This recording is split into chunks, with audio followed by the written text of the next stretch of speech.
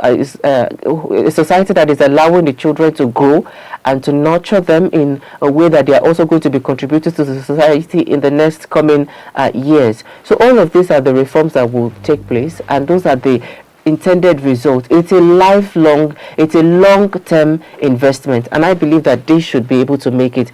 Other states should look at Abia State and see what they can emulate to also reform their own education system. We've seen that over the years there are some states that provide free education, like Oyo State, like Ogun State. There's most of the states in southwestern Nigeria that I'm very familiar with also provide those free education to students in government secondary schools. While now it has been reformed, where they're seeing a little payments being done here and there, but it is not as high as if they should go to private institutions to get education. So all of these are the reforms that we need to see, and the quota that should go for education, even if it is not 20%, 15%, 10%, it should be something tangible, because that is an investment in the future. Very well said, Wale.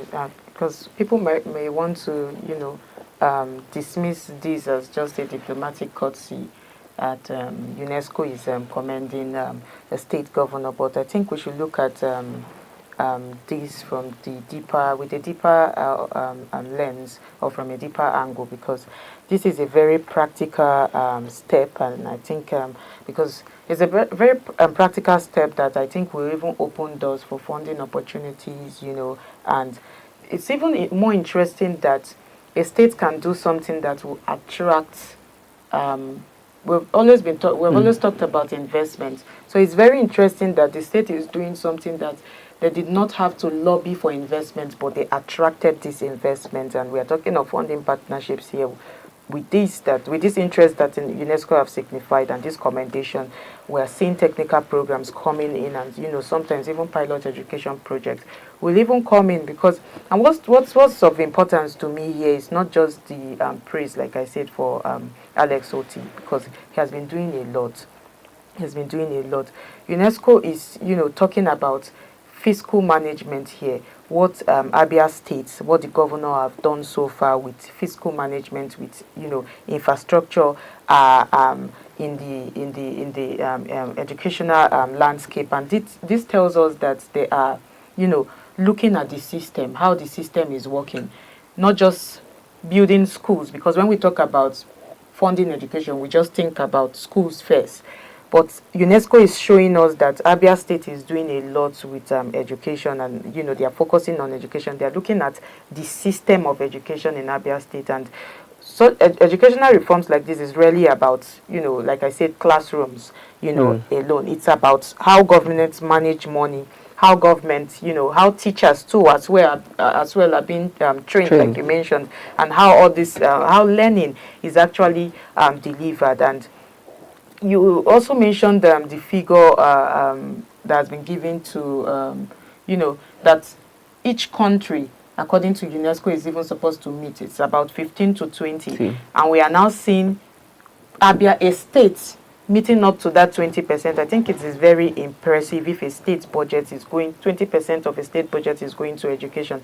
It is very interesting, especially given the Nigerian context. And because Nigeria as a whole, Nigeria as a country has struggled with even meeting that UNESCO's 15 to 20% benchmark for education spending that was given. So we have complained over time that federal government really hits this mark, and we are seeing Abia State doing that. I think this is very, like I said, very impressive, because many states are still hovering around them 5 to 10%. So when a state says it is allocating 20%, we should start looking at more than just the percentage. It is what this money is going to do on ground, what this money is going to do with infrastructure, what this money is going to do with this whole educational system as a whole in the state. Because we've seen budget like this, we've seen stories like this in Nigeria, we've seen budget look very impressive like this, and at the end of the day it all ends up as stories. But we want to see what Abia State is doing with these, and especially the angle that of training teachers, very, very important, because it's something we have overlooked. Even if teachers have come out to complain about this over time, but we have still sort of overlooked this, scaling up our educational workforce. But I like that they are doing this. They want to reform, the training of teachers, offering workshop and, just the whole transformation of the educational system, very important here. We like what Abia State is doing. Indeed, we do. Just to buttress the point that you've made, that the states need to make more investment in education, and we're seeing more more money being given to them. Even the president is saying states are receiving more money now. So that's not an excuse. And if a state like Abia, who is not even up on the ladder when it comes to IGR, internally generated revenues for each state, it's not one of the top states in Nigeria. So if you can see that states make that such investment in education, what about the states that are making huge amounts of money when it comes to those that are generated internally? And you talked about the federal government not also being not making the quota for education, and that's what we're talking about, decentralizing the system. Let states take more autonomy of their own affairs and do a lot of things to help improve their own economic and also education sector. And lastly, we've also said that even when you make this 20%, that doesn't mean that other areas of development are also suffering. Exactly. We've seen what Abia State is doing, that they are prioritizing different sectors, and it's just a fiscal policy that you do, the way you deploy your money. Are you buying executive cars for senators? Are you doing things that are unnecessary? So those are areas that you should look at. Where do you spend the money? There will always be room for investment in education. Moving on to the next news. Nursing students at the College of Nursing Science, Nnamdi Azikiwe University Teaching Hospital in NNEWI, Anambra State, protested yesterday over a sharp increase in tuition fees. The students say the school raised the annual fee from 90,000 naira to 580,000 naira per session following a memo issued on January 23. The increase has sparked concern among students and parents, especially amid rising living costs across Nigeria. The hospital's chief medical director, Professor Joseph Ugboaja, says the adjustment is intended to improve training standards and cover services such as feeding and transportation for clinical postings. Meanwhile, he also added that the management is open to dialogue with students over the matter. I think this is preposterous. It is. From 90-something thousand to 500. I mean, it's doable when you move from 90-something thousand to 100 and something thousand, or even to the extreme of 200 and something thousand. But from 90-something thousand to 500 and something thousand, this is unacceptable to the education sector in Nigeria. And what's exactly the state government and the federal government doing about it? We've seen fees skyrocketing all over institutions. And we understand that the challenge is not even with the institution alone, is with the people that owns the institution, the federal government, the state government. Look at what is happening in the University College Hospital in Oyo State, where resident doctors are going on strike because they haven't had electricity for a very long time. They cannot able to do a lot of procedure that they need to do in at the teaching hospital. And we have a private individual. I mean, you can call it an election campaign, but Peter Obi has been consistent, going from one teaching hospital to another, or from one nursing home to another, providing money for them. So these are investments that we need government and state government or federal government to be putting money in there to ensure that they have adequate resources to ensure that learning continues for students. You can't skyrocket fees like this and you expect the students to just pay the money. Where are they going to get it per session? It is not doable. I don't even know what to say about it any longer because it's annoying. I mean, well, there's something that we even rarely talk about in Nigeria is how you have to pay high you have to pay through your nose before you can get, especially for professional courses. I don't know why we need to pay high for professional courses, because when I saw these videos, and I think the video of a young lady complaining about her own school fees and that of her sisters, her sister who is studying nursing, I was like, what is going on here? And if we want to be honest about this situation, Nigeria is already losing nurses at a staggering rate. Was it last year the Nursing and Midwifery Council came out and they were complaining about the thousands of nurses that come out every graduate from school, and then they'll come and request a verification document to go and work abroad. Why is it so? We very well understand, if we want to put it in plain terms, they are going out there because they will have better working conditions, better living conditions, and every other thing that they need. So the question we should be asking is, that I think people should be asking is, why make the path to becoming a professional or reading or studying professional courses or becoming a nurse, a doctor, more expensive than when Nigeria desperately, I mean, too expensive for people to afford? And we know that Nigeria desperately needs nurses. We are talking about the brain drain in the, what do they call it, in the health sector, and still we are worsening the case.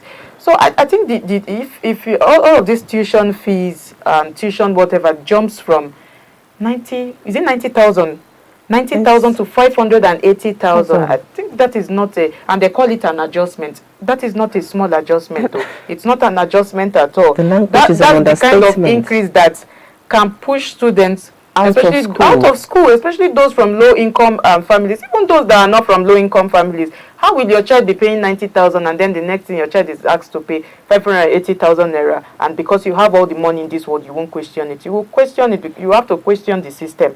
And nursing will see for a very nursing is one of the professions where children from modest home usually take up to. Most of them use it to even climb the social ladder. It's one of the professional courses that most people can afford, that most people from, you know, average homes can afford.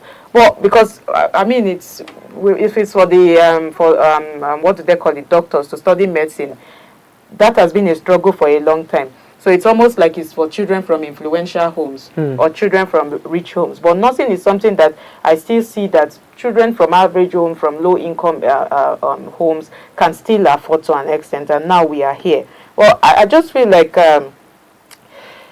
if anything is the problem, because if you go back and ask the institution now, you start hearing, we are struggling with this, we have to keep up with this. And if anything is the case at this point in time, students should not be the ones bearing the full cost of all of this, what health workers are going through, because we have to tie this somehow back to what is happening in the health sector. Health workers have been striking too often since, I don't know, since God knows when. They have been striking. Last year, they went on strike countless times. This year, beginning of this year, they were warning to strike again. And I think they started striking before they cut it off or called it off or something. But I don't know. We just have to think of how governments can, you know, heavily subsidize medical and nursing education, because healthcare workers are considered a national asset, and we need them at this point in time, especially now that Nigeria is struggling with even our doctor-to-patient ratio. I always talk about this. It's already extremely low. They said 1 doctor to 300 patients, and in Nigeria is 1 doctor to everybody, because we do not have enough workers on ground. We do not have enough doctors on ground. Let's not even go to facility. Our healthcare is lagging. And when they talk about healthcare lagging, we only think it's about equipment and all that. It's about the hands, it's about labor as well. So we should do better. We should do better. If nursing education becomes too expensive, I don't know where the long-term effect will be very bad. Indeed, the long-term it's going to be very bad. And I love that you've touched on different areas and different stakeholders that needs to be put into consideration when we look at issues such as this. But another aspect that I want us to look at is what the federal government said that we're going to do when it comes to student loan, because they brought that as one of a saving grace for Nigerian students who are suffering from high prices when it comes to the education sector in the country. And what they touted the program as was going to help alleviate that burden on students or even parents who are providing this money to support their children or their wards in universities. So how is that going to help the children or the students in school right now? Because I want to see different intervention that can come into place to help them to alleviate this burden on them. And the consequence of things like this, when you hike prices such as this, is that a lot of children will be out, students are going to be out of school. Another consequence or side effect of it is that even those that are in those institutions or college of nursing are going to have to go out to put themselves at risk to look for money, to engage in different things that perhaps are legal or illegal, because there might be people a year to graduate, 2 years to graduate, and they are facing this. They have to look for money at different alternative means. So you are pushing them to do things that are not legal, or pushing them to look for, because everybody is not up to the same capacity. You can find somebody who is interested in pausing the education for a while, go look for money, and then come back to complete it. Or there might be people who look for different alternative means just to get the money, and their education is going to suffer for it. So at the end of the day, we're not getting quality nurses out of those nursing schools, because they are not focused on their education at the time that they are studying. They are focusing on more about how to get the money to pay for this certificate. And we've talked time and again that the degree that we're getting out of Nigeria, remember when the Nigerian government blocked Nigerian studying in Benin Republic, or blocked some of those institutions that are providing certificates to students based on the money that they provided. Now we are going to be seeing that more in Nigeria, where people are not going to school, they're just going around to look for the money and pay for it. And at the end of the day, ripple effect is going to tell back on ordinary people who have to go to those institutions where those nurses are going to be employed to carry out their task at the end of the day. So you're going to see more negligence. Look at what happened to the daughter, to the child of Chimamanda, and millions of Nigerians who have had to face medical negligence or incompetencies from doctors and nurses in medical institutions. You talked about the brain drain. We're seeing the outflow of more and more nurses in this country, or even medical doctors. They're going to the UK, they're going to America, they're going to Canada, even going to Australia, or even Russia, where life is becoming more and more palatable for them, because at the end of the day, everybody is for their own, every man for his own pocket, or how do they put the saying, that they have to look for the economic benefits that would sustain their own living. So if you have people that are trained in Nigeria, I understand that our education system is even cheaper than even advanced countries. That is undeniable. But when you shift the money from this rate, that more than 5 times the amount of the money that they are paid right now, it is not sustainable for them. It is not doable for this student that have to pay for the money. That's why you see them hold placards on the streets. They are protesting the time that they're supposed to be in school. We talked about the ASU strikes, where students have to spend more years in universities because lecturers are going on strikes for unpaid dues, unpaid salaries as well for lecturers that are supposed to be there. So even look at the quality of lecturers, and looking at if lecturers are hungry, if lecturers are not well paid, the quality of service delivery, the quality of education that they are also passing across is going to be affected, because they are not going to, perhaps there's a scheme of work for the entire semester or entire term, and they are able to the lecturers are able to afford to come to school, let's say 3 or 4 times per semester. So they lose out on all of the other areas where students are supposed to learn. So these are the ripple effects of actions such as this. So to solve this problem, I think they need to look at, if it's not a private institution, they look right to the government. What are the government interventions that need to be put in place? How can they ensure that this money is going to be pushed down? Also look at the federal government, the student loan. How can they ensure that they enroll the students as well? If they're going to pay for it, they should be able to look for interventions to ensure that the students do not bear the consequence, because they are bearing the consequence in terms of money. They'll bear the consequence in terms of the quality of education they are going to receive, and the consequence is going to fall upon Nigerians who are going to be receiving the service of these nurses at the end of the day, or even if they are staying in the country, if they don't leave when they are done with the education.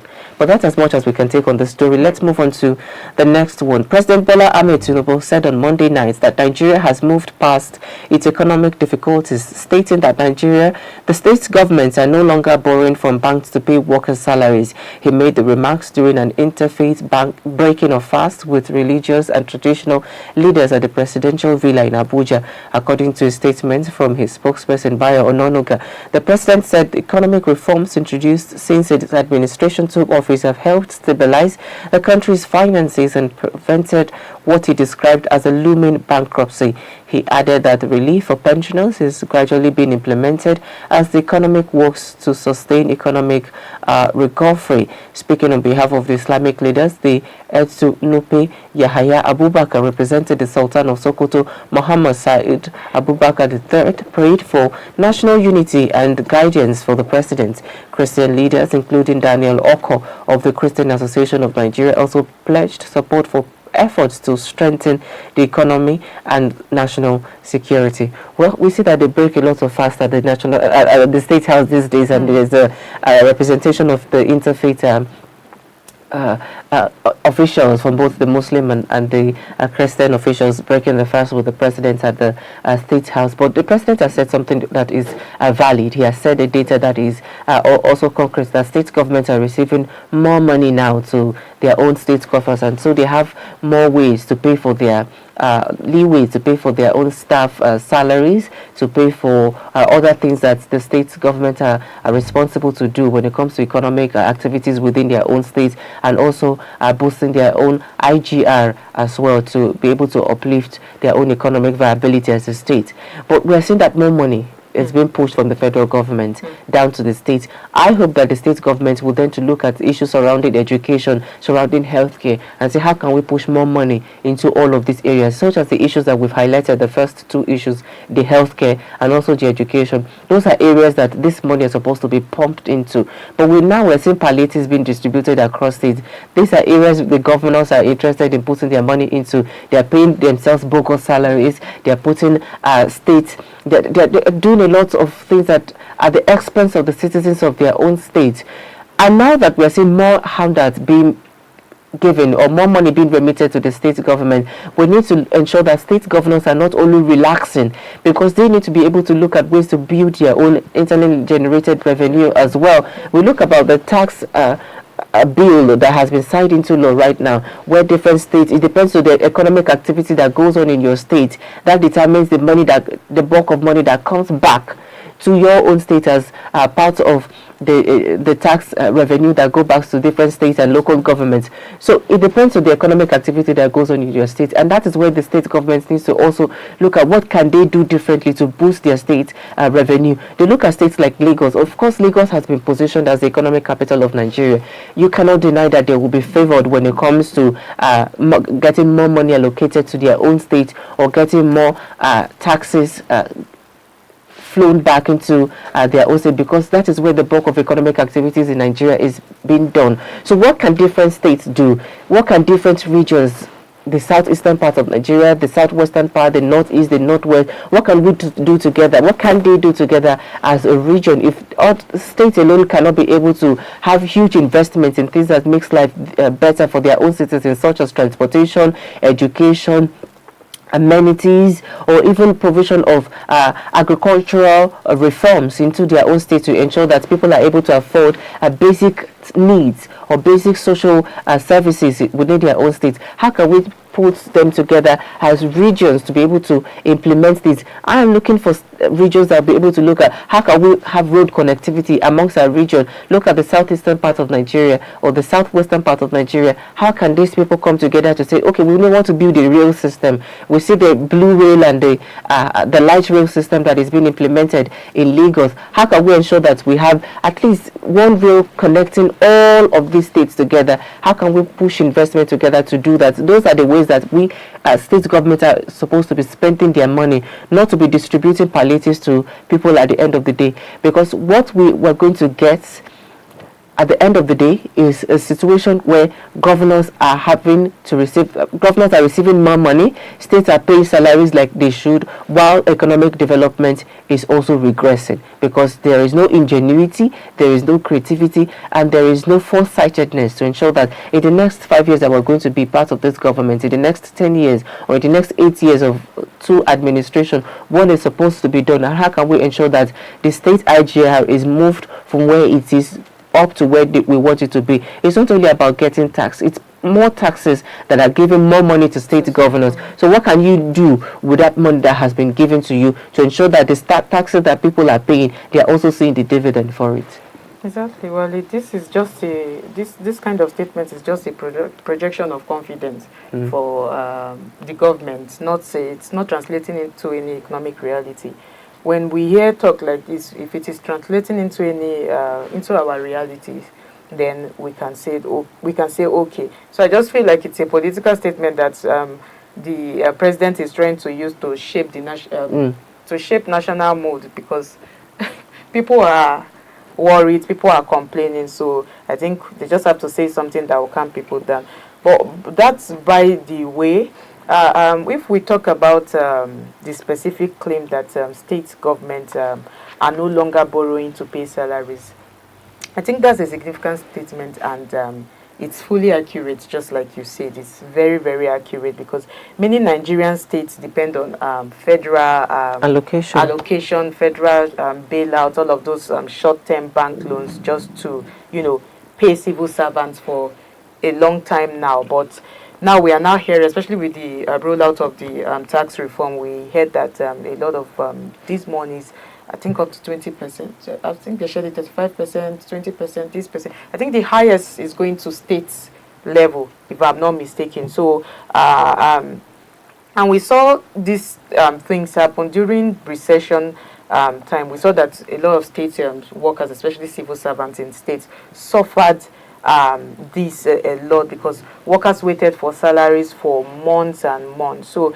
if states truly have stronger revenue inflow now, that would, I think that would mean two things. First of all, it means that there is increased federal allocation to states now, and or there is improved tax collections or collection, or both, and we are sure of one for now, according to what the federal government have come out to tell us, that they are giving states, they are allocating states more money from the tax being collected. And I feel like, and also, if we can trace back that the removal of that of a petrol subsidy to increase the funds shared by states through the federation account. So this is just me saying, just like Wale have said, there is no excuse for state government at this point in time. But where I think the conversation becomes more complicated is where we all of those higher government revenue doesn't, automatically, we have to understand that it doesn't automatically translate into improved living conditions. Just like you've clearly stated, we want to see where Nigerians are facing so many different things, so many things. I mean, we just talked about one now. They're increasing school fees, and that could be as a result of because the school or the health facility cannot sustain running the school any longer. So the cost will go back to the burden will go back to the students. So these are the things we do not want to see. We have suffered a lot for so many things. Talking of transport costs, talking of currency instability, all of those inflation has been hovering around. It's always about around 20. Is it 20% or 30% or something? All are at a high range over the years. So even if government finances improve, what we want to see is that it translates into ordinary people, into our realities, into ordinary people's life changing, into ordinary people not feeling squeezed about the whole situation or changes or reforms or whatever. And also the gap between government optimism and public experiences is what creates that distrust. The government will come out to tell us another thing, while the people are seeing another thing. We want to see all of these things translate into our our realities at the end of the day, and that is where we will know that okay, what the government is saying is true. But for now, it's just a projection of their own confidence. They just want to build their confidence, or maybe calm our mood. They just want to soften the mood. Indeed, soften the mood. I mean, election is fast approaching. So you see things like this that would boost their own confidence and to also project their own successes on the face of Nigerians. So they are clamoring for their votes in the coming election. We're moving on to our last story today across the headlines. 7 Iranian women footballers who sought asylum in Australia were moved from a safe house today after one member of the group contacted Iran's embassy and revealed their location. Australian Home Affairs Minister Tony Burke said authorities acted immediately to relocate the players to ensure their safety. The players had earlier requested a protection after refusing to sing Iran's national anthem during a tournament match in Australia last week, an act widely viewed as a protest against the government in Iran. The move reportedly led to threat at home, prompting 7 members of the delegation to seek asylum upon arrival in Australia. Officials said each player was privately given the option to return home or remain in Australia. However, one player later reconsidered and contacted Iranian diplomats, exposing the group's location and prompting their immediate evacuation by authorities.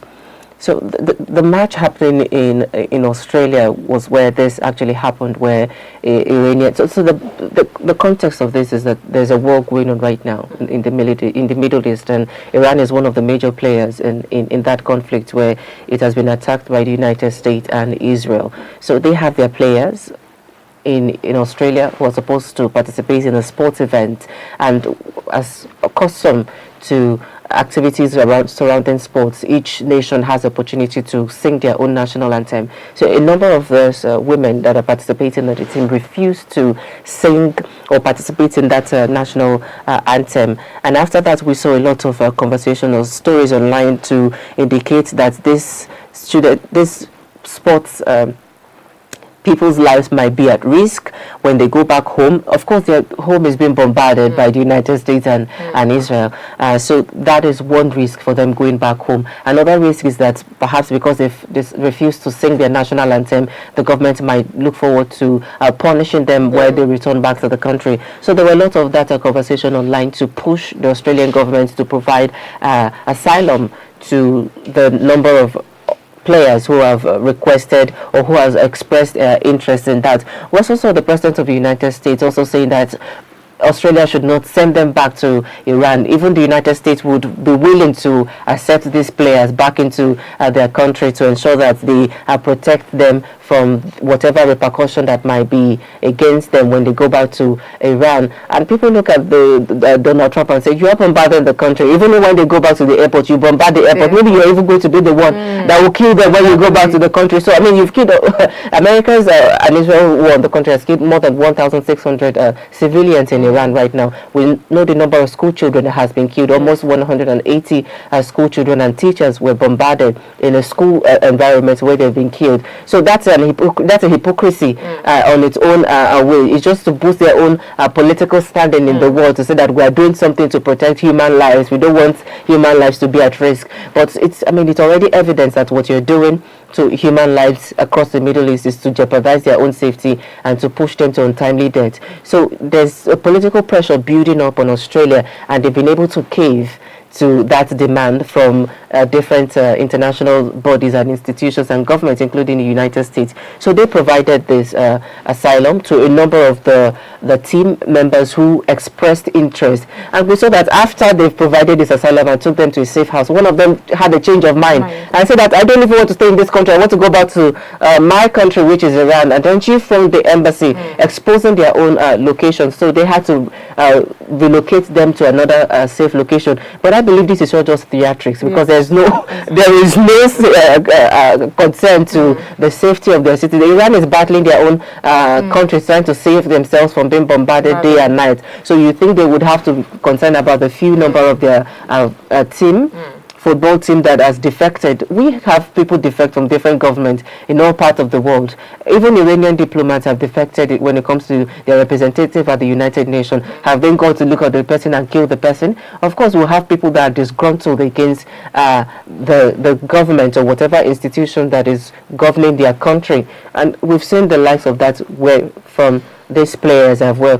So I think we should do away with this political theatrics, and let's focus on ending the war that is actually happening and killing a lot of people. American soldiers, 7 of them have been killed. Over 150 have been wounded, severely wounded. Some of them we're learning right now. And we're seeing even senators from that have been briefed about the goal of this war in the Middle East come out to say that there is a scattered optimism, there's a scattered goal. There is no concrete, cohesive agenda for the United States on how to end this war, or even the goal at the end of the day. So what exactly do we want to achieve? We've seen the fallout of that war across the world. The Strait of Hormuz has been closed. Nigeria's petroleum industry is being battered for it. People are paying more high prices in Nigeria and all across the world because of this war of choice, war of aggression that is being fought in the Middle East. So what we need right now is not for President Donald Trump to be pressuring 6 people to be saved. Every life matters at the end of the day, but millions of people around the world are suffering as a result of the war of aggression that has been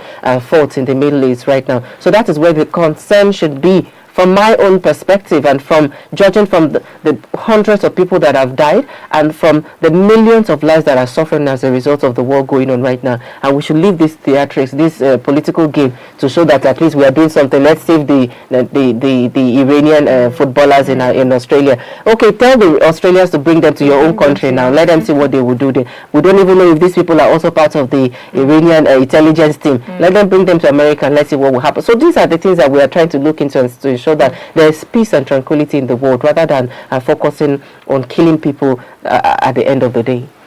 I think it's a whole lot, and Wale, you're looking at it as just a symbolic gesture from the the athletes that refuse to sing the national anthem. But me, I'm seeing it as more than just a symbolic gesture, because in some countries where they have strong political control over sports representation, because if players go out to carry out sport activities, sometimes it is not just regarded as carrying out sport activities, it's more like a representation of that country. Sometimes even if Osimhen, for example, plays for a club, not for the national team this time, if he plays for a club, we'll be happy that a Nigerian did this, a Nigerian did this. So that sort of representation. So I think that act can, by those players, can carry serious consequences for a country who holds political, control in high regard. And I feel like national teams are more like, they are treated as an extension, more like an extension of the country, of their country. So athletes are expected to show loyalty, whether they like it or not, publicly, and then refusing. This is me somehow countering their actions, but not completely. That's why I say somehow. Partially, I am countering their actions. You have to show loyalty to your country publicly. I'm not saying you should support your country if they are doing wrong or right, but you have to show loyalty to your country to an extent. And I think what happened afterwards, the asylum they are seeking with Australia, and it's turning the situation into something even bigger than football now, because for the what do they call it, for the Australian Home Affairs Minister to be involved in this issue, it's treating the situation now as a security, more as a security, concern, more than people just seeking just an immigration issue. It's now a security concern, and that's what worries me. So for that, one of the players to come out and say, "I'm no longer interested," she has to think home. She has to, she's not thinking of how complicated the situation is becoming now. She's now thinking of, I have family back home. She's not thinking of the pressure, not just even, you're thinking of, because it's a political decision they have made, whether they like it or not. It is a political decision they have made. They have picked a stance, and you forgot that you have family back home. You have business back home. You have a lot of things back home. Because players should always, just as like when we talk about having diplomats go outside the country, stand as intermediary, sports people too are diplomats. They should regard, if they do not regard themselves as one, they should regard themselves as one. They are diplomats. So you are representing your country, and you go out there to publicly, be disloyal to your country. I take this as disloyalty. To be disloyal to your country has created a problem that is bigger than itself. So I think that's why the other person had to rethink her decision, and she was like, I have things back home. Even if we want to, there's something we talked about. I remember when we were fighting for the NSAS and all of those things. There's something I wrote one time, and I was like, we were fighting for our country as young people. And I was like, why are young people out there? Young people are out there because we want to die trying. Because we believe in the nation, we believe in our growth. No matter what it was, we believe in our country. So I think that's, I don't know what that was, what they did, but I get the angle you are coming from, and very well understand that. You can choose to be disloyal to an extent because maybe your country is not doing something right, or you do not stand with, you're not picking stance with your country based on some certain reasons. But I think this has created a serious problem, and I don't know, like what they say, I think they should just disregard it as a political. I understand, and I need to correct a perception. Okay, go ahead, from what you've said, that this is not only a symbolic thing, which is very true. It carries a lot of weight because it shows that this is a protest in one form. Yes, because yes, it's showing a yes, displeasure to yes. the system that they run as a country. Iran is an Islamic republic, and there are a lot of people who have younger people right now who Yes. are against what the Islamic principles that require women to cover their body, cover their hair, and some of the social activities that or rules that guide their own country. So they have. So you would find pockets of people, even hundreds of people in a country of over 90 million. You will find thousands or tens of thousands of people that have that are against the government, and this is not something that is special to this group of people. We've seen even Nigerian teams. I've forgotten this Nigerian player who, during the NSAS movement, came out to say that Nigerian governors and the Nigerian president are not doing. Administration are not doing well. We don't understand people that are dying in Nigeria. This is a shame. I've forgotten his name. The player in Nigeria who said that, and he came out to have a political position. There are lots and lots of people who, although games, sports is being said to be devoid of political influence, but we cannot take it away from that as well. Russia was banned from FIFA and from other sporting activities because of the war in Ukraine. We've not seen Israel being banned because of the war in Gaza, or United States being banned because. So there's a political undertone to it as well. But to give it the oxygen of publicity, even during the time of this global movement for when this black man was killed, when the police officer knelt on his neck and was killed, we saw a lot of sporting activities in the world. They would kneel down and raise up their hands, and some people said, I don't want to kneel down, I might not be interested in what you're supporting. I'm a white person, I want to support white, or I'm a black person. Black people are also causing trouble in the United States. So you can always have people with diverse opinion, and they will express it even within the sports arena or sports environment. But to give it an oxygen of publicity and to drive it as though these people's lives are in a grave danger when they go back to the country. When you demonize the people, when you demonize the country, these are perceptions that the entire world will have around it, because we're not talking, the conversation is not about ending the war right now. The conversation has shifted completely away from millions of people that are suffering in the world. You and I are suffering as a result of this war. Nigerians are suffering, paying high prices because of petrol hike in the country because of this war. And the conversation is not even about that again. The conversation has been given to about this number of people. While I say every life matter, sporting activities are never devoid of actions such as this, but we shouldn't make it as though it should supersede the activities that is going on and to end the war. That is where we want to happen, so that everybody can live in peace in the world. Exactly. Well, that's as much as we can take from this conversation this morning on Across the Headlines. Let's look at the story that we brought to you. Mentioned that UNESCO commends OTTI'S education reforms and offers support. Not since students protest sharp tuition increase at NAUTH NIGERIAN, and Tinubu says Nigerian economy has turned the corner and states no longer borrow from salaries. And lastly, Iranian women footballers moved from safe house in Australia after location leaked. We'll go on a quick break right now. When we come back, we're going to be moving on to the discussion segment, and we're going to be joined by senior in-house analyst Chris, who is going to be dissecting the conversation we have for this morning. Stay with us. We'll be right back. Number 1, synthetic biology advances.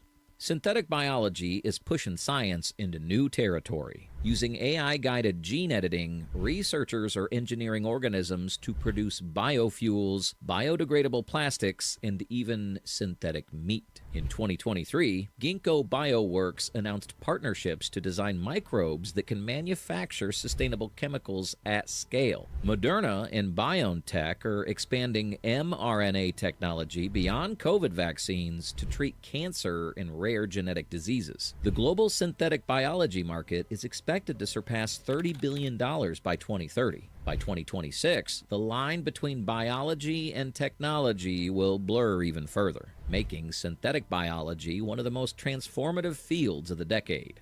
So there you have it, 15 more technologies that, alongside the first 17 we covered, are set to define 2026. Together, they show how quickly innovation is moving beyond our screens and into every corner of our life, from the materials we use to the way we connect and even how we think. And if you missed part 1, make sure to check it out next. If you made it this far, let us know what you think in the comment section below. For more interesting topics, make sure you watch the recommended video that you see on the screen right now.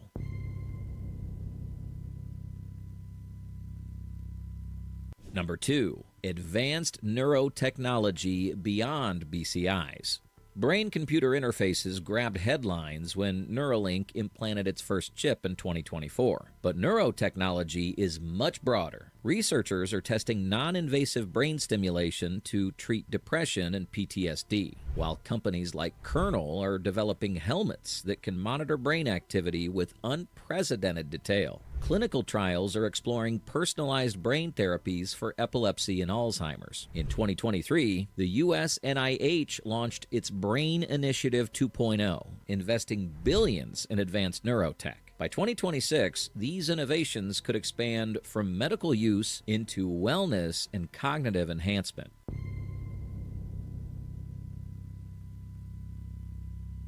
Number 3, sustainable tech and green computing. With data centers now consuming around 1 to 1.5% of the world's electricity, efficiency has become critical.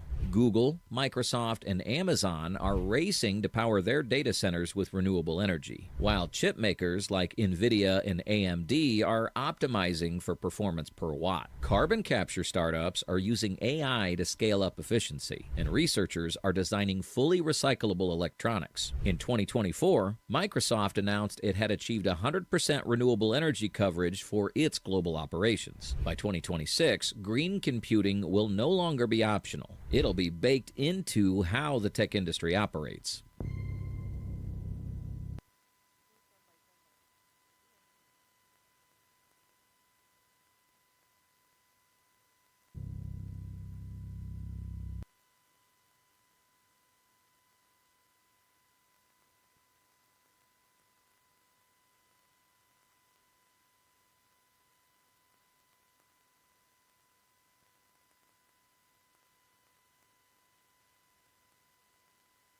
Welcome back. You're still on Idea Morning Digest on Idea Television. Now we move on to the discussion segment. And the topic is rice palliatives, public frustration, and the state of democracy in Nigeria.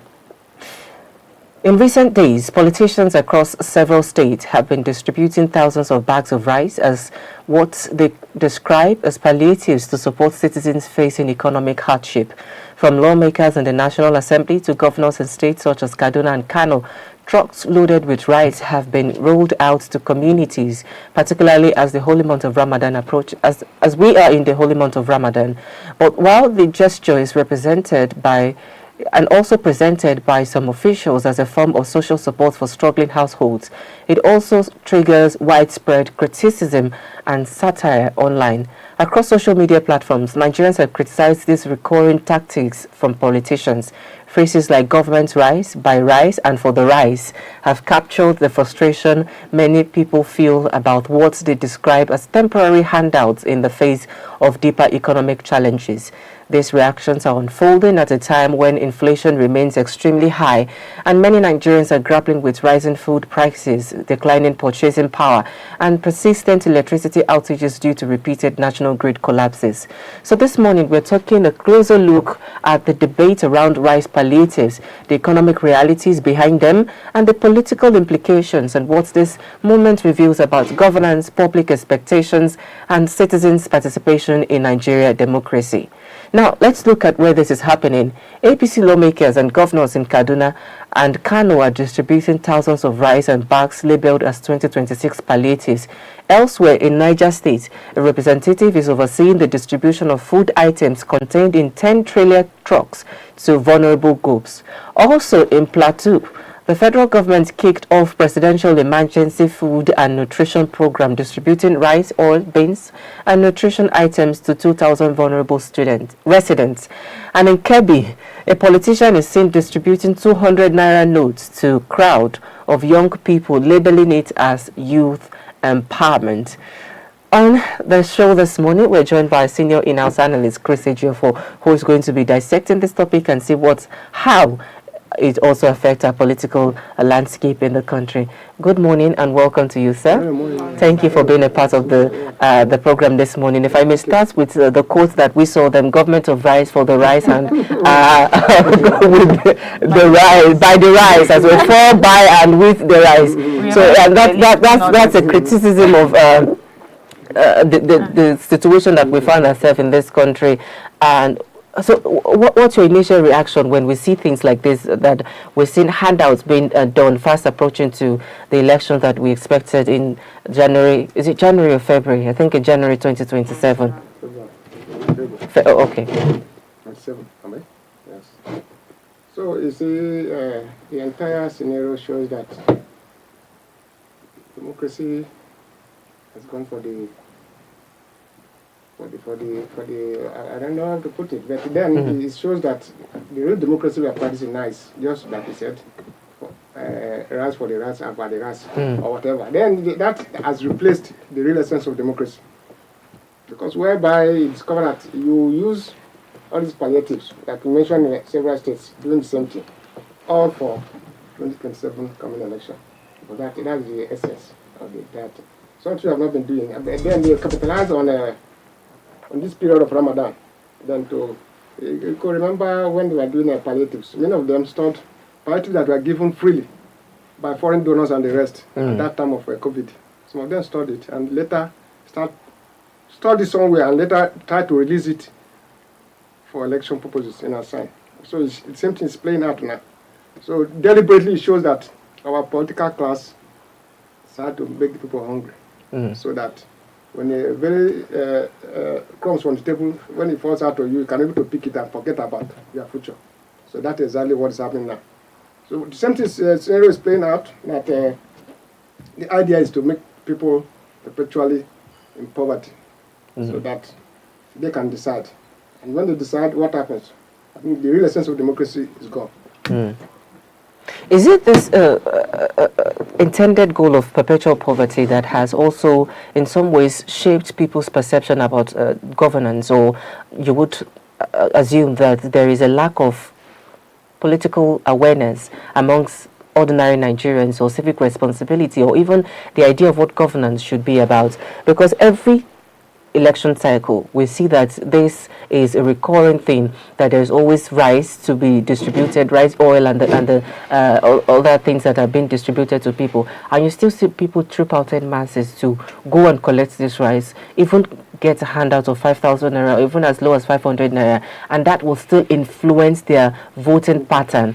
So does this in some way, have the political class succeeded completely in stamping down on people's understanding of what governance is about, or there is another thing that is fueling people's perception about them and their government, and seeing that this is an opportunity that they can take? Why can't they just not take it, since this is the only thing that they will going to get out of the government in the next 4 years? So which is it really, or is it a combination of all of this together that has really shaped the way people think about governance and what they can get from government? Actually, I think it's a win-win, because in the sense that the government, people, Nigerians, let me put it this way, have more or less the political will is there. Political will is there, but then I think they have an issue in terms of governance. They don't understand what really governance is all about. They think governance, if the people in government decide to sway the will of people by giving them handouts, doing an election cycle, in order to make them vote against their will. Because definitely it's all about issue of the political idea. The citizens, in short, more or less, we are running a government of really not for the citizen. They are running a government of themselves. That's the truth about it. Whereby they decide to buy the will of people, the essence of voting. People go and vote. Yes, you can collect the money, because they will tell you that the money belongs to you, and actually, what the money they are using is for you. For citizens. But if they decide to use it to sway the will of the people in terms of doing election cycle, and then people now decide to, because I can take the money, yes, but I still vote my will. But if I allow the money or whatever palliative you have taken, decide your future for 4 years, and after doing that, the next 4 years, you have kids who doesn't have employment. You have kids who cannot go to school properly. At the end of the day, you are selling the future of those kids, of your kids, of the younger generation. By what? Selling their vote and their conscience. So it's all about also political awareness, like you mentioned. If people are politically aware of the situation or the essence of governance, you know that it's not issue of anybody coming to bribe you.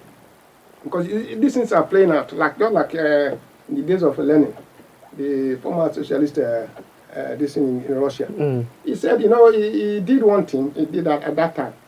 I mean, in the 16th, 18th century. He decided to lock some people who decided to go against the former Soviet ideology. He locked them up, children who had to be in school. He locked them up in a cage there. Put them somewhere, and then later, about a month, and then I called them out. I said, look here, do you have a government or do you have a God? If you decide to stay here for 6 months, who feeds you? So perpetually, people can sway your mentality. by sort of perpetually putting you in slave.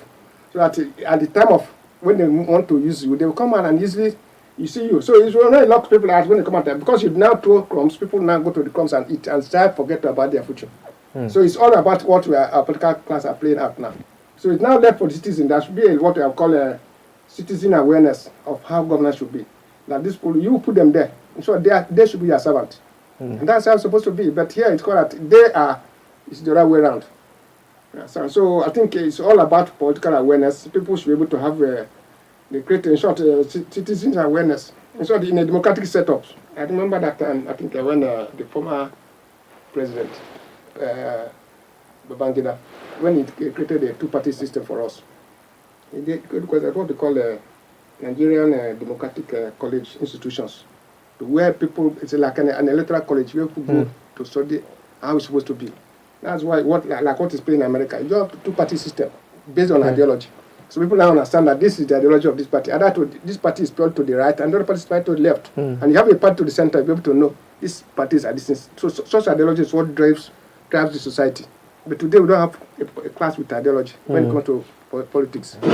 We see what the thing goes. Indeed, we see that our own political climate is devoid of any refined ideology. The ideology seems to be above stomach infrastructure. But you've mentioned something very salient, and that's the part of the issue of citizen education and perhaps citizenship education as well, if we couch it as that. And we see that the government has a responsibility in some ways to ensure that the citizens are fully aware of their responsibilities, or even the government's responsibility for them as the leadership of the country that we have. So if we have the government that not taking that are not up to task in fulfilling their own, or ensuring that they educate people because of what they want to benefit at the end of the day, there's continued a cycle of influencing and also benefiting from a very poor society that they can use as leverage to get elected back into the governance.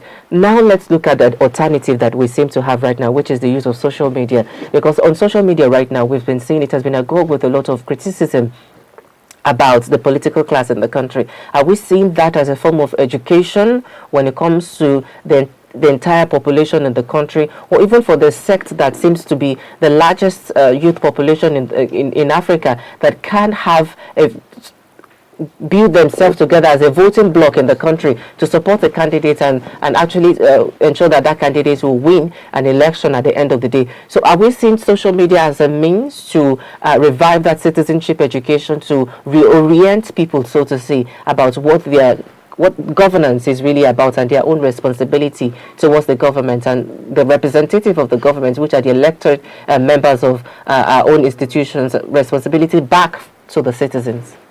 Yes, I think these two, that's what it entails when it comes to building institutions. Building institutions, you understand, because what you are talking about is that, yes, social media more or less should be the vehicle that drives political awareness, especially among the youths.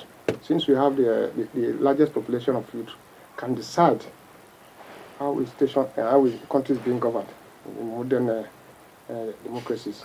Right? About 70% of the youth population can decide actually. You can see what happened in 2027 when the youth decided, despite that those things eventually didn't work out. But they can decide through social media. Obama came to, you see, the idea at that time was that, you see, the country, people decide to use the power of social media to put themselves to power through awareness and creation of awareness and the rest. Yes, what happened in 2023 was actually more or less a replica of what brought Obama to regime. Obama came through social media, the youth population of America at that time. So they can be the real voting bloc that change society based on their perception and youth perception. Because youth perception and this is their IT ideology and the rest can be a driving unit, driving block for such a modern society, how it works. So it's got, but the major thing is that what we should do is that we should more or less decide to work towards creating an institution. Because if you build an institution, this idea, all these things will fizzle out. And that's why they perpetually decide to make the populace remain handicapped in terms of empowering them, so that they can decide your future for you. So social media is like a driving engine for inner science that can drive this perception. The youth should know what they want and what they want and decide on where the trajectory for our electoral system goes. What do we do? Institutions like INEC should come to play. That institution, because the establishment decide to make sure that this thing doesn't work, so that they can manipulate the ideologies of the voting bloc in Assam. Because if you have an institution that works, in Assam, you remember when Obama was coming to, Trump was coming, he had about 34, 38 cases. What happened to it? Because the institution, American institution, has been built over years. If you are to be similar like here, the 9 judges, Supreme Court judges, who decided on him, eventually had cases to answer. And people, the case was driven towards against him, actually. But when it comes to before election, the Supreme Court judges sweat it off and means that he's free to participate in the election that he wants today. You understand? That's the institution. Not an institution that whereby you decide to buy the judiciary, buy the other side, the people, the other paramilitary institutions, make sure that work for you during the election. It should be, a judiciary should be an institution built by itself, none without any interference from the executives. The same thing when it comes to electoral body. So what Nigeria should now start striving on is now building an institution that works for us, an institution that is devoid of any interference from either of the three arms of government. Every arms of government, the 3 arms of government should be purely independent, without any interference.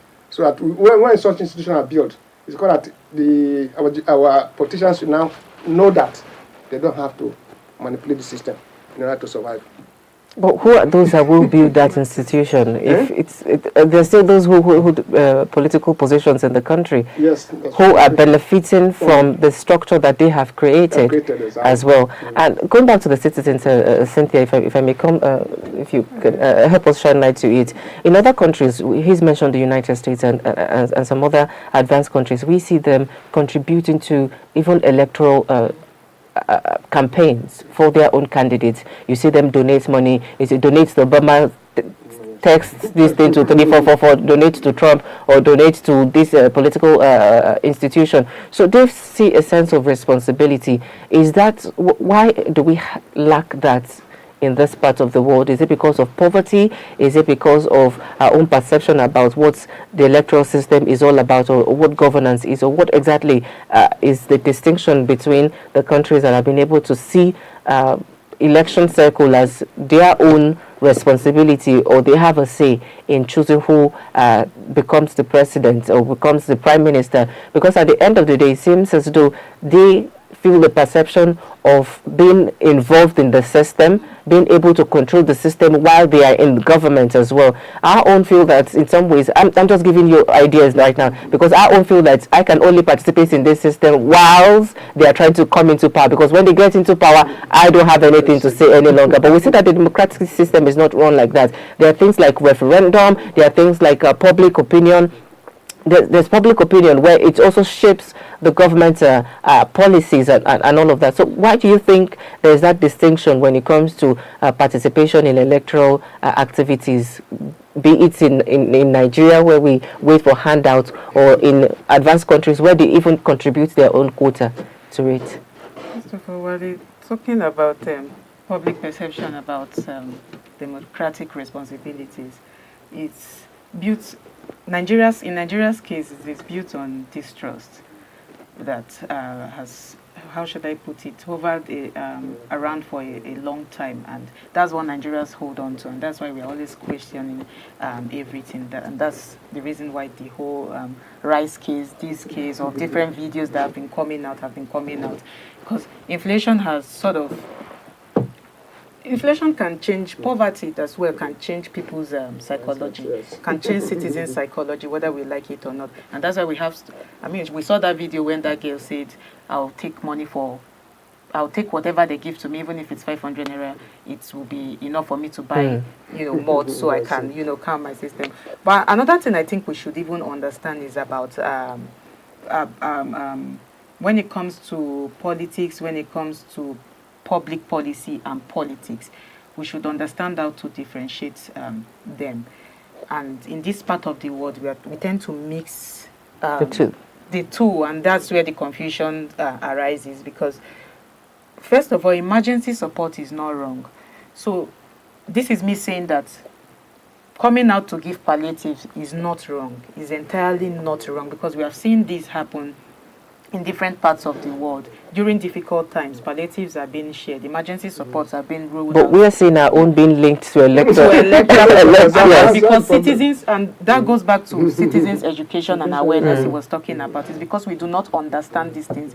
And then most of our politicians understand that we do not, as citizens, understand some of these things, and then they override on it. So sometimes citizens need to educate themselves, because if we do not educate ourselves, we'll come and oversimplify issues like this, which is not a big issue. Because even in advanced countries, we saw during COVID-19 what United States did, what United Kingdom did.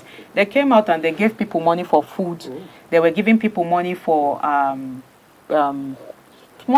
just for upkeep to their banks. To their banks, and they were sending, and that's because they have a structured way of doing that. If I can bring another point as well, they were giving money to banks. They were giving even to communities, to food banks. If people need to get a community that doesn't have enough food, they provide a food bank where people can go and collect money. And those food banks don't take the picture of the president and plaster it on the bag of rice that they are collecting. So in this way, we are seeing the picture. We are seeing 2027 written body on it. So there's an intention behind that palliative. Nigerian situation, we always raise questions, because we have taken emergency. We always talk about timing and framing in Nigeria, and we cannot overlook that, because, and that goes back again to what I was saying before, and what Engineer Chris said about public awareness, about citizenship education. Very important. Nigeria is lacking behind when it comes to our citizens do not really understand their responsibilities. They do not understand their left from their rights. They do not understand what's their roles as citizens, or they do not even understand the roles of the government, so they can even question the government when some things happen. When some things happen. So it's just, I think if we, even starting with, going back to what I started with, even the inflation, the poverty that has eaten people's mind. Even if you understand your rights, at some point in time you don't even want to know your rights anymore. You just want to be safe. You just want to eat. You just want to eat. Those bags of rice that they are rolling out, you cannot even feed. You cannot feed a lot. It can't go around. It can't go around. That's the funny thing. If you have, at the time, they even go to their cronies there. Exactly. Not everybody is exactly. A trailer can only carry 600 to 700. If it's 50 kg bags of rice, a trailer can only carry only 700 to 600, if I'm not mistaken. And how many people will it feed in a state? That's like 3,000 or over 3,000, slightly over 3,000 people it can feed in a state. So, people will say, if you reach me, and that's where you start. Remember that the last time they were sharing palliatives, the stampede and all of those things. And people didn't care. When you get your own, you are like, okay, I've collected my own, and then that's the end of the case. So I just want us to understand that thinking that palliative is wrong is not the case. Palliative is not wrong. How it is being used. Exactly. The real question should be whether it is replacing the deeper policy. That should be the conversation, because in the UK, in the US, and other parts of the world, they have a database. They know the poor homes, they know low income earners, they know middle income. Anyhow we want to stratify them, they know all of these things. So that is the way. That's a system that works. So, but we now our politicians now understand that we can override on these people's first of all minds, ignorance. One. Two, even the ones that are not ignorant will override on the situation of the country. And the situation of the country is what is causing this greed. We override on greed too, because there are some people who still have, but they just choose to be greedy. So this is the case surrounding it. And another interesting thing we should even know about all those political intention and political conversation, you spoke about social media, about it changing because of social media. 20 years ago, we've seen that most of this political criticism by the government, on government policies and what is happening and whatever, mainly happen through newspapers and not too much. They kind of channel the perspective, kind of builds the narrative to, fit, because people have to go in and write.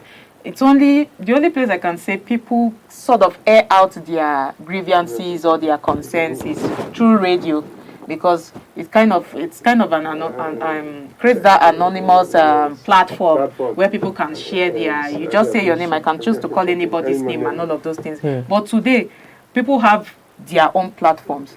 People are through social media. You have your own platform, you have your own page, and now every Nigerian, even average Nigerian, even once you have a phone, once you have anything, you can comment and you can, express your displeasures and whatnot. But we should not still disregard the fact that I think the problem, because I want to go back to a study I'm currently carrying out on public perception and what do they call it, civic participation, especially youth participation in AMAC.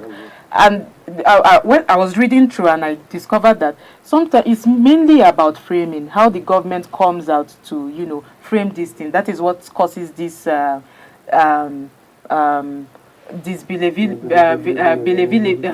do I put it, ability by citizens and government, because sometimes they come out and the way they put it, because why will you put your name or your picture on a whatever, and then you claim on palliative, on a bag of rice, on a bag of indomie or whatever, and claim that it is because you are trying to cover up for hard times, because people cannot, because of inflation, because people cannot afford this, because people cannot afford that, and we know that election is just by the corner.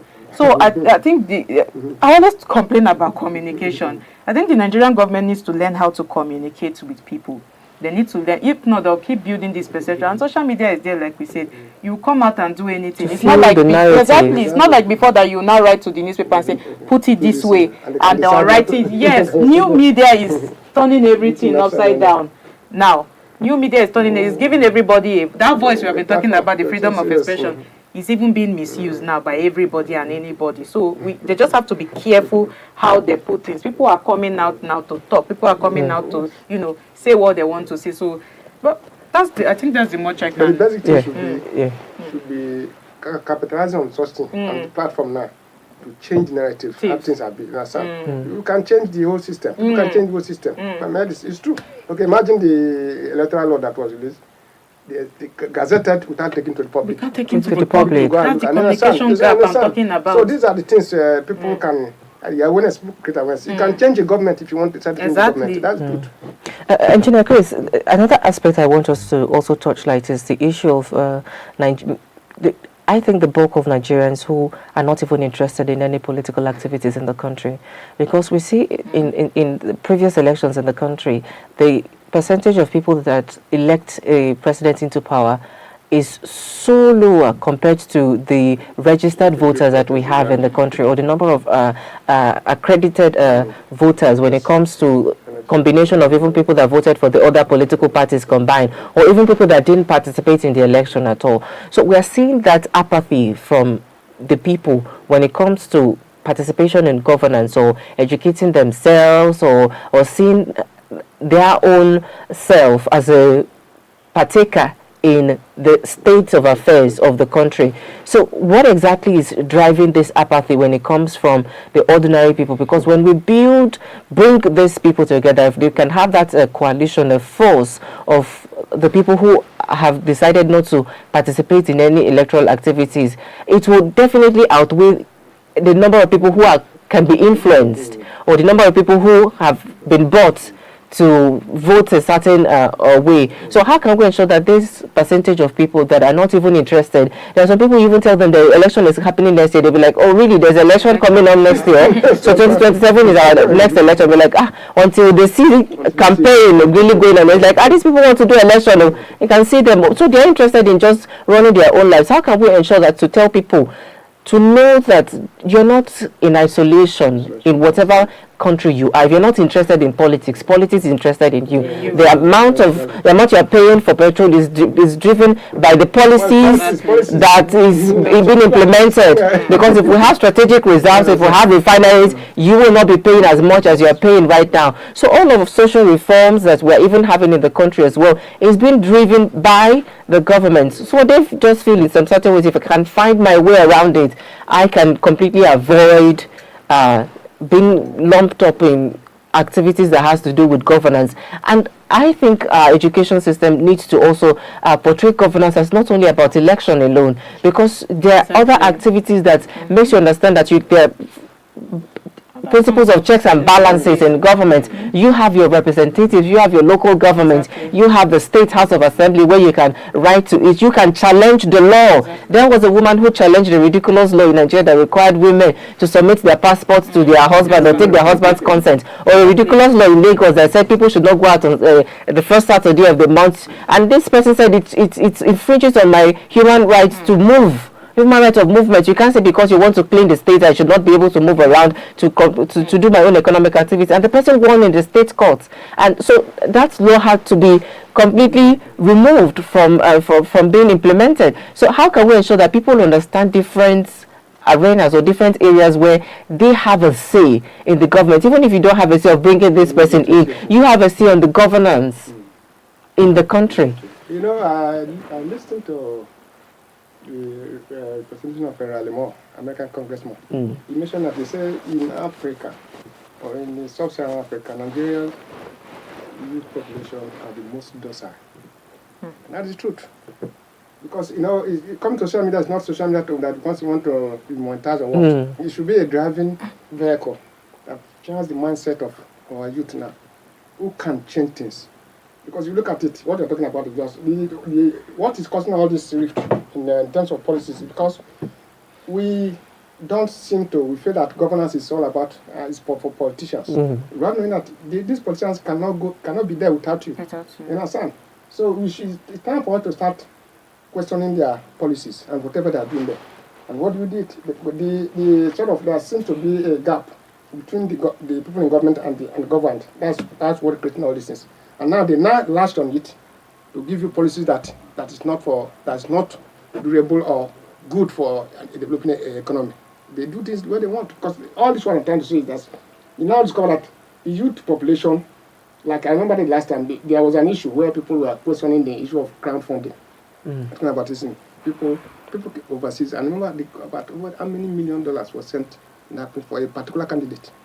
Then the government were asking that this must be quoted, that is against our constitution to do crowdfunding. And but crowdfunding is done in America, that's like you are saying. People, when you say about MAGA, what is MAGA? Who championed MAGA? Ordinary citizens. Ordinary citizens, you understand? So the youth can latch on this and say, look here, because we want our life to change. This is the areas we are going. And now sit on it and make sure that even people from overseas, remember that time, Canada contributed money, people from the US contributed a lot of millions of dollars during that 2020 election. Why? Because they believe that this candidate should believe in our son, should fight for their own. Many people decide to even, some people are saying, because they're in the overseas, not everybody there is find comfortable. Some of them even want to come, if our economy is working, they want to come here and fight for their life. It's better than you that are going stay in the streets there, thinking that you are overseas, whereas you are not making the money. But if you come to a country, be able to champion a particular economic principle that will favor you. So people want their country to work, no matter what happens. I had your conversation before now, talking about the Iranian girls. You understand? If the country is conducive for them, nobody will ask them to come. They will want to come back. They want to go back. You understand? So it is for every other youth of every other country who wants to be part and participate in the governance of the country. So what we should do is that our perceptions will start changing. That we want to be part of those who decide what the government does. You understand? And not just they go in there and give us whatever policies that suits them. Because it's the point that suits them. Like what we are talking, so if you want to change the system, how the system works, it's still in the same house. So things that doesn't favor them, they will kill it. You understand? But when you have citizen participation in governance, people can decide to stay in the House of Assembly for days and say, look here, until change this. And when they discover that citizens have decided to say, look here, we cannot budge. This is why we want it. Because these guys are representative of the people. They are representing constituencies. Who puts them there? Do they put themselves there? And that's where we should be ironing on the issue of a working system, where system works. So that you know that you are getting there, you're not going there by yourself. People make sure that you went there. But look at the percentage of the last election, like you said, 90 million for the first time, youth participation. People went and registered, 90 million. But at the end of the day, what happened? The deciding